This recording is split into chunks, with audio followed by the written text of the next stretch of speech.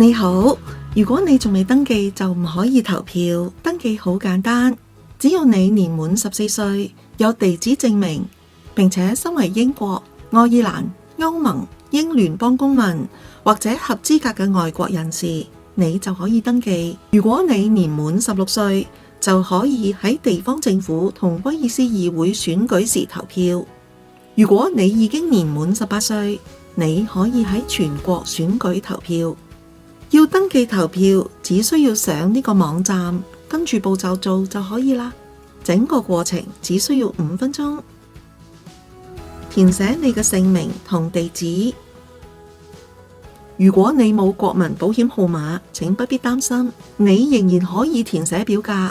不過，選舉服務處可能會要求你提供更多身份證明。回答問題有困難？冇問題。只需要留低你嘅電郵地址或者電話號碼，選舉服務處會聯絡你。一旦你已經登記投票，你就可以選擇投票方式。你可以親身投票、郵寄投票，或者委託他人喺投票日代你投票。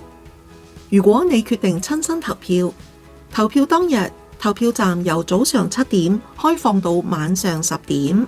投票站通常會設喺例如學校或者社區禮堂等公共建築物裏面，所以好容易揾到。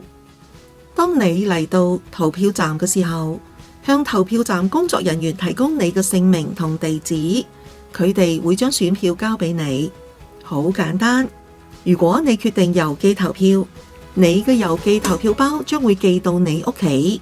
投票包裏面有指示以及你所需要嘅一切，填好之後寄返去就可以啦，無需貼上郵票。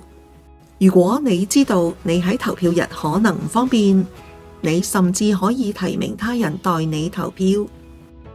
無論你決定點樣做，上網索取表格，填好再寄返去。嚟啦，今日就登記，選擇你想點投票啦。